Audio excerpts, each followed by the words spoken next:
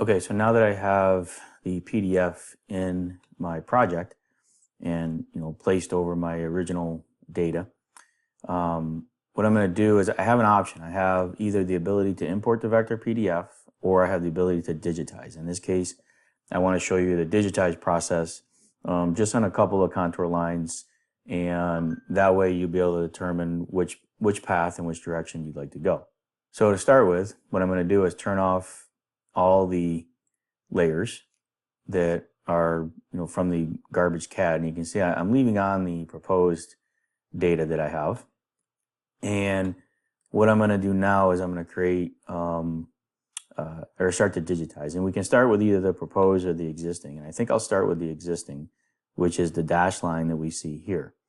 So what I'm going to do is start on the Takeoff tab, and I'm going to click on this contour, digitize contour option. I'm going to call this OG contour, and if you want to, you could name each one. I wouldn't do that. It just seems to be more work, so I'm just going to call it OG contour. Now the layer is the same thing. I'm going to put that on a new layer. So I'm going to come down here, go new layer, or hit the space bar. Brings up my layer manager.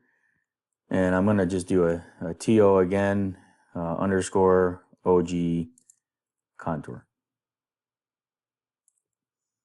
Again, just separating the PDF data from my digitize or design data. So I'm going to come in here and we're going to make it, let's make it a color. Let's go with a light, let's go with a dark gray or gray. Let's just do gray. Same thing, let's give that a little bit of thickness. Again, we'll protect it. And I'm going to put it on a new group. And that new group is going to be existing, original, whatever you want to call it. So I'm just going to go propose and existing. So this is existing data. Okay. So click close of that, and anything that's existing, we'll put on existing. So that's creating another group. I'm going to close that. So then we've got our interval. So if we take a look, we got 21 and we got 22. It's fine. I'm going to go up. That's the direction I'm incrementing, and my current elevation that I'm starting with is going to be 21.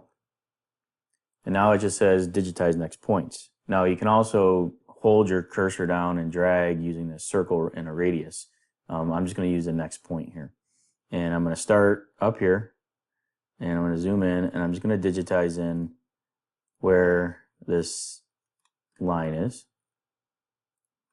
So I'm just tracing, tracing the line, putting in these points, and looks like it ends there. Now when I get to the end, you can see that, and I'm not too concerned about that. I probably could have, put in that point there. But if I want to go back and do it, if you hit the backspace, I can backspace all the way back, and then I can go ahead and put in that point. So I can come in here and redo that line. All right, so I just wanted to show you that real quick. So now when I get to this point here, if I go new, it creates that one, and now it starts another one, and it increments me up to 22. So now I would come over here, and I would start on 22, and I'd start tracing this guy in. So if we come in here, and we trace and digitize, I can come in and just follow this 22-foot contour through my project. Again, if you brought in the Alta survey that has the contours, you could also do something similar with that one. Then you would have to do the proposed. But since the contours for the existing are on both the proposed or on this grading plan, then it's just as easy to use this. And again, because I'm doing a takeoff and I'm probably getting this good enough, I'm a surveyor by trade, so I'm a little bit picky on sometimes being a little bit more detailed. So I'm going to go new, and now I'm up to 23, so I'm going to find 23. Again, you can start at either end. It looks like 23 comes down here, and I'm going to start to trace that. All right. So this is kind of the digitizing process. And what this is doing is digitizing and elevating this contour as I go, okay? I'm not going to sit here and have you watch me trace all these. I'm actually going to delete these lines, and I'm going to show you how to use the import option.